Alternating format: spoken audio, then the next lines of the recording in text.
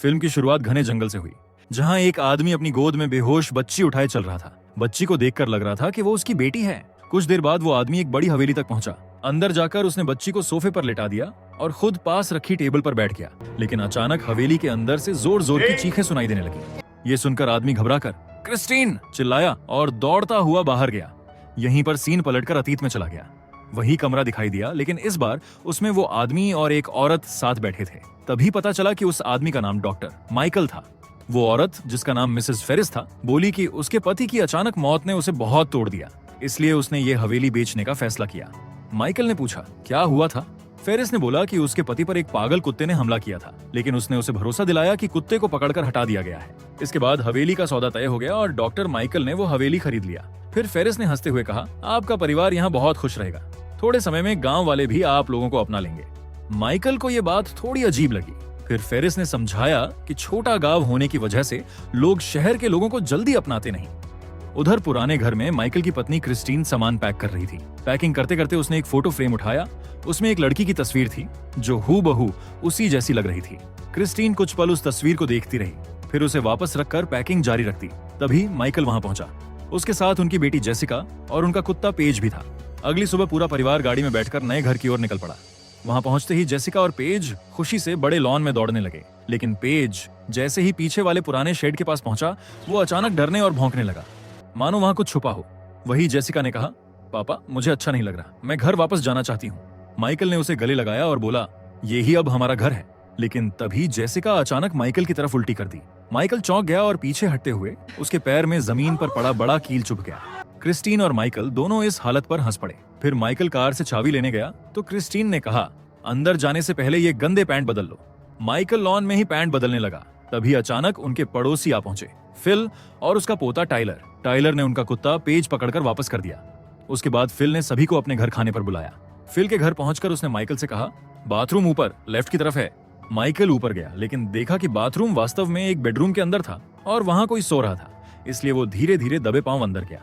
उसने जल्दी से अपने पैर का घाव साफ किया, पट्टी बांधी और बाहर आया। तभी उसने देखा कि कमरे में एक औरत खड़ी थी जिसके चेहरे पर गहरे निशान थे। माइकल उसके पास गया और उसे डिस्टर्ब करने के लिए माफी मांगी, लेकिन औरत ने उसे कुछ अजीब बोला, तुम मेरी मदद कभी नहीं कर पाओगे।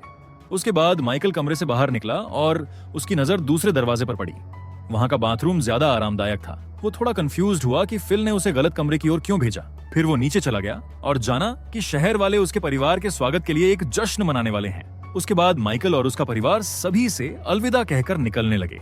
जाते समय उसने फिल से गैस इंस्टॉलेशन और केबल टीवी वालों का नंबर मांगा। फिल ने गैस वालों का नंबर दे दिया, लेकिन बोला कि यहाँ केबल टीवी का कोई सिग्नल नहीं मिलेगा। घर लौटकर माइकल और क्रिस्टीन पुरानी तस्वीरें देखकर समय बिता रहे थे। तभी चर्च की घंटी बजी। माइकल ने क्रिस्टीन से पूछा कि क्या हो रहा है। क्रिस्टीन ने बताया कि यहाँ रात 8 बजे से कर्फ्यू रहता है। इसके बाद माइकल और क्रिस्टीन वाइन पीते हुए नए घर का जश्न मना रहे थे। तब माइकल ने क्रिस्टीन से बोला कि उसे लगता है फिल चाहता था कि वो उसकी पत्नी के कमरे में जाए और उसे देखे, लेकिन क्रिस्टीन को ये बात सुनी नहीं थी, इसलिए वो वहां से चली गई। अगली सुबह क्रिस्टीन और जेसिका बाहर टहलने गए। माइकल घर में कॉफी पी रहा था कि तभी डोरबेल बजा। दरवाजे पर एक बड़ा पैकेज रखा था। उस पर एक छोटा नोट चिपका था, नील गुड लक। नोट पर जैक नाम लिखा हुआ था। पैकेज खोलने पर अंदर नरम पैकिंग सामग्री में कई टेस्ट ट्यूब्स रखी थीं। उन ट्यूब्स में इबोला और बुबोनिक प्लेग जैसी खतरनाक बीमारियों के सैंपल्स थे। ये देखकर माइकल घबरा गया। तभी जेसिका वहां आ गई। उसने तुरंत उन ट्यूब्स को उठाकर कोल्ड चैम्बर में रख दिया। रात में परिवार टीवी देखकर सो गए, लेकिन घर में एक शैडो धीरे धीरे चलता हुआ दिखाई दिया, जैसे कोई उन पर नजर रख रहा हो। अगले दिन डॉक्टर माइकल अपने नए ऑफिस में मरीजों को देखने पहुंचा। उसने लॉरेन को कंसल्टेशन के लिए बुलाया। जांच करते समय माइकल ने उसका हार्ट बीट चेक किया। उसी पल लॉरेन उसे कुछ अजीब नजरों से घूर रही थी। दिन के अंत में माइकल जेसिका के साथ पेंटिंग करने लगा। जेसिका ने घर के पास पीले रंग के कुछ गोल घेरे बनाए। माइकल ने उत्सुक होकर पूछा कि ये क्या है। जेसिका ने बोला, पापा क्या भूत सच में होते हैं? माइकल ने हंसते हुए कहा कि भूत नहीं होते, लेकिन जेसिका ने कहा कि वो उन्हें रात में अपने कमरे में देखती है। माइकल ने उसे भरोसा दिलाया कि जब तक वो पास है उसे कुछ नहीं होगा। अगले दिन माइकल घर के आसपास टहल रहा था, तभी फिल आया और बोला कि उसे एक जगह दिखानी है। वे एक खुली जगह पर पहुंचे। वहां कुछ बड़े पत्थर एक दूसरे के ऊपर रखे हुए थे, जैसे एक बड़ी टेबल बनी हो। उसके चारों ओर अन्य पत्थर गोल घेरा बनाते हुए रखे थे। फिर फिल ने एक पुरानी कहानी सुनाई। उसने कहा कि बहुत साल पहले यहाँ कुछ जंगली लोग रहते थे जिन्हें आइसोलेटेड कहा जाता था। जब उनकी संख्या बढ़ने लगी और वे शिकार करने लगे तो वे गांव के लोगों के लिए खतरा बन गए और उन्हें उठा ले जाते थे।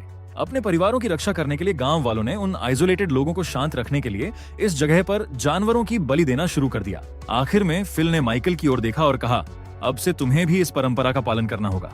माइकल हैरान रह गया और बोला कि ये सब बस पुरानी कहानियां हैं। लेकिन फिल गंभीर होकर बोला, ये सिर्फ कहानियां नहीं है, ये किस्से हैं और किस्से कभी खत्म नहीं होते।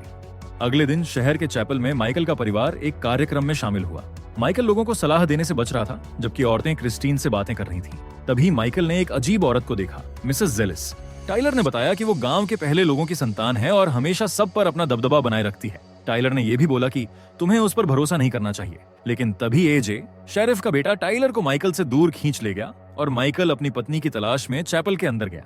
वहां उसे केवल लॉरेन मिली। लॉरेन ने उसे बहकाने की कोशिश की, लेकिन जब माइकल ने उस पर ध्यान नहीं दिया तो उसने कहा कि वो उसकी मदद कर सकती है और उसे बचा सकती है। माइकल ने पूछा कि असल में हो रहा क्या है, लेकिन लॉरेन ने बात टाल दी और कहा कि कुछ नहीं। फिर माइकल बाहर आया और वहां उसे क्रिस्टीन मिल गई।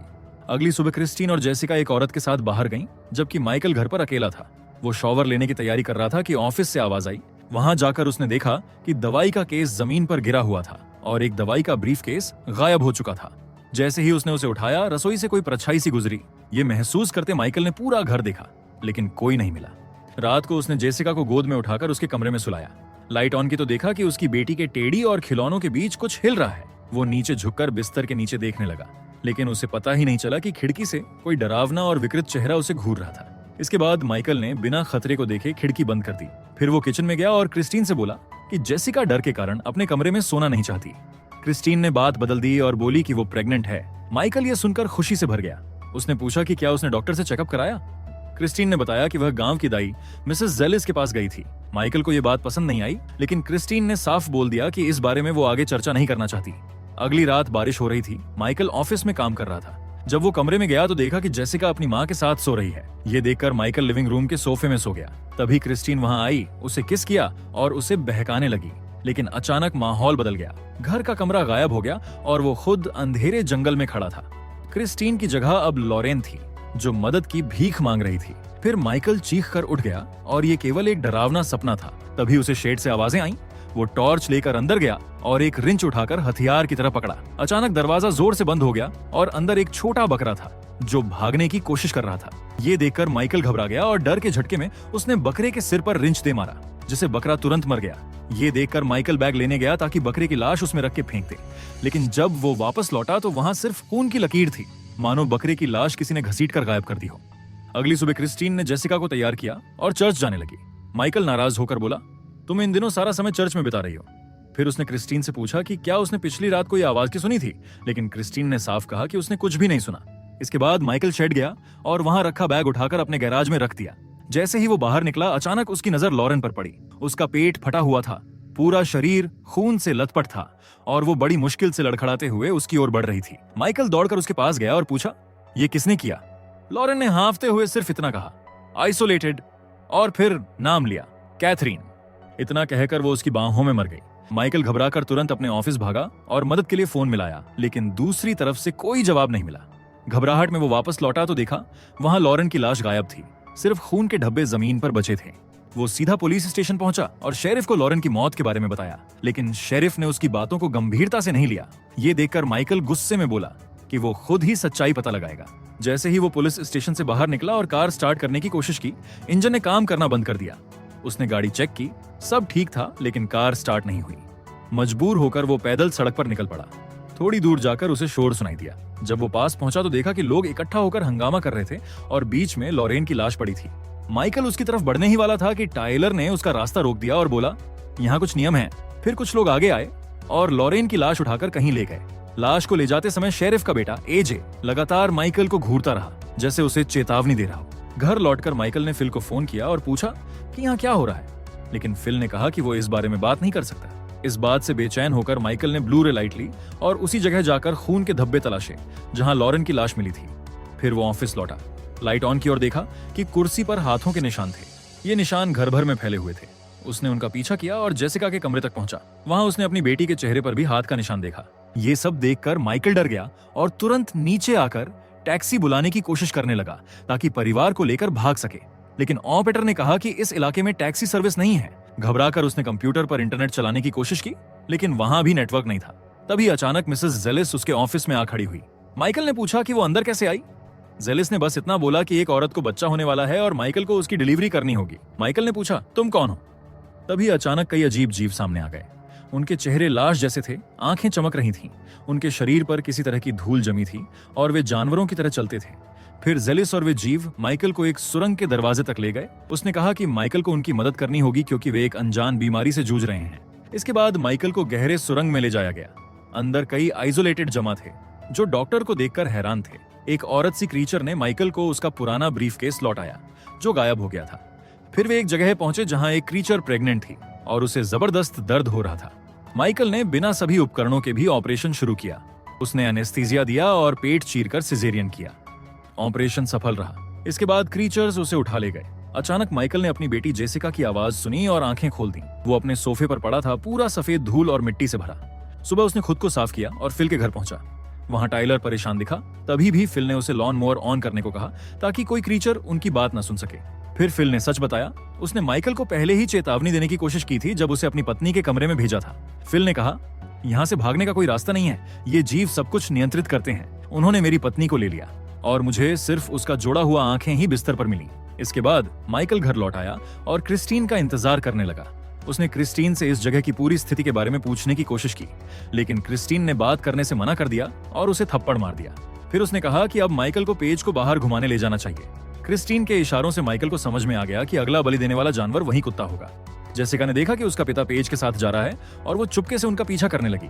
रात को जब माइकल बलि देने वाली जगह पर पहुंचा, उसने कुत्ते को हथौड़े से मारने की कोशिश की, लेकिन जेसिका समय पर पहुंच गई और माइकल का हाथ चूक गया, जिससे कुत्ता भाग गया। तभी आइसोलेटेड जीव जेसिका की तरफ बढ़ने लगे। ये देखकर माइकल तुरंत उसे लेकर घर भागा। उसने घर के दरवाजे और खिड़कियों को मजबूत किया ताकि क्रीचर्स अंदर ना आ सकें। अगली रात माइकल को फिर लॉरेन और आइसोलेटेड का डरावना सपना आया। उसी रात एक आइसोलेटेड उसके घर में घुसा और उसे फिर से सुरंग में ले गया। इस बार उसे एक पहले की आइसोलेटेड के घावों की मदद करनी थी जो ठीक नहीं हुए थे। माइकल ने कोशिश की, लेकिन क्रीचर मर गई। ये देखकर बाकी क्रीचर्स उसे वहीं खा गए।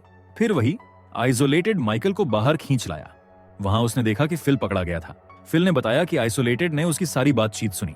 अब वे चाहते थे कि माइकल फिल को मार दें और उसे जेसिका का टेडी दिखाकर दबाव बनाए। मजबूरी में माइकल ने फिल को मार दिया। घर लौटकर माइकल ने जेसिका का टेडी वापस रखा और उसकी नींद को देखते हुए खुद सो गया। सुबह उठकर उसने देखा कि टाइलर उससे मिलने आया था। टाइलर ने बताया कि जेलिस आधी आइसोलेटेड है और वो क्रीचर्स से लड़ने में मदद चाहता है। माइकल ने पहले मना किया, लेकिन बाद में उसने टाइलर को एक नोट दिया। माइकल घर जाकर परिवार का सामान कार में रखा और शहर छोड़ने की तैयारी करने लगा। जैसे ही वो टाइलर के घर पहुंचा, वहां उसे चीखों की आवाजें सुनाई दी। ये सुनकर माइकल तुरंत बेसमेंट की ओर भागा। वहां उसने देखा कि जेलिस उसे इंजेक्शन देने की कोशिश कर रही थी। माइकल ने टाइलर को बचाया और दोनों वहां से भाग निकले। बाहर आते ही उन्होंने देखा कि क्रीचर्स ने कार पर हमला कर दिया था। माइकल और टाइलर ने उनका सामना किया। एक क्रीचर कार का दरवाजा खोलने में सफल हो गया, लेकिन टाइलर ने तुरंत उसका गला काट दिया और हमला रोक दिया। डर के मारे वे तेजी से कार चलाने लगे। रास्ते में ब्रिज बंद होने की वजह से उन्हें रोड बदलना पड़ा, लेकिन कार सड़क पर गिरे एक पेड़ से टकरा गई। इसके बाद वे क्रीचर्स के एक शव को लेकर घर लौटने लगे, लेकिन तभी टाइलर पर एक आइसोलेटेड क्रीचर ने हमला कर दिया और उसे खा लिया। माइकल शव को ऑफिस ले गया और इन्फेक्शन फैलाने का तरीका खोजने लगा। फिर वो अपनी पत्नी की देखभाल कर रहा था और जेसिका अपने टेडी के साथ खेल रही थी। तभी दरवाजा धीरे धीरे खुला और एक क्रीचर जेसिका को पकड़कर ले गया। माइकल तुरंत अपने पास मौजूद हाईली इन्फेक्शियस वायरस के सैंपल्स लेकर क्रीचर के पीछे दौड़ा। वहां उसने देखा कि एक क्रीचर दर्द में जमीन पर पड़ा है। माइकल ने योजना बनाई और उस क्रीचर में वायरस इंजेक्ट करना शुरू किया, लेकिन तभी एक दूसरा क्रीचर ने उसे मजबूर किया कि नीडल माइकल के अपने हाथ में इंजेक्ट कर ले। माइकल ने ऐसा किया और फिर उसे बाहर ले जाया गया। तभी उसने अपनी बेटी जेसिका की आवाजें सुनी और उसे ढूंढने की कोशिश करने लगा। माइकल ने जेसिका को ढूंढ लिया और उसे बेहोश होने से पहले एंटीवायरस की दवा दी। फिर खुद भी वो दवा ले ली। जब माइकल होश में आया, उसने देखा कि कुछ आइसोलेटेड जीव दर्द में रेंगते हुए उसकी ओर बढ़ रहे थे। वे धीरे धीरे मर रहे थे और उनके मुंह पीले पड़ चुके थे। फिर माइकल और जेसिका वहां से भाग निकले। इसके बाद कहानी फिल्म के शुरू वाले सीन पर लौटती है, जहां पिता और बेटी घर पहुंचे थे। तभी कमरे से क्रिस्टीन की चीखें सुनाई दी। माइकल दौड़ता हुआ वहां गया और पाया कि उसकी पत्नी बच्चे को जन्म दे रही थी। कमरे में जेलिस, शेरिफ और उसका बेटा भी मौजूद थे। क्रिस्टीन ने माइकल से माफी मांगी कि उसने उसे उस जगह लाया। माइकल उसकी बातें सुनकर सोच में पड़ गया। तभी उसने देखा कि उसका बच्चा क्रीचर्स जैसा दिख रहा था और ये देखकर वो शॉक में चला गया। जेलिस ने बच्चे को गोद में उठाया और बोला, ये जल्द ही हमारे लिए बोलना शुरू करेगा। इसके बाद उन्होंने माइकल को बेहोश कर दिया। जब माइकल जागा तो सब गायब थे। घर में केवल बिखरा सामान पड़ा था। माइकल ने अपनी पत्नी और बेटी को आवाज दी, लेकिन कोई जवाब नहीं आया। फिर उसकी नजर क्रिस्टीन की बचपन की फोटो वाले फ्रेम पर पड़ी। तभी एक डरावना सच सामने आया। फोटो में एक मेल बॉक्स पर जेलिस लिखा हुआ था, जिसे पता चला कि उसकी पत्नी हमेशा से आइसोलेटेड की वंशज रही है। और इसी के साथ ये मूवी यही खत्म होती है। अगर आपको एक्सप्लेनेशन अच्छा लगा हो तो वीडियो को लाइक और कमेंट जरूर करें। ऐसी ही और मजेदार और अनोखी कहानियों के लिए चैनल को सब्सक्राइब करना ना भूलें।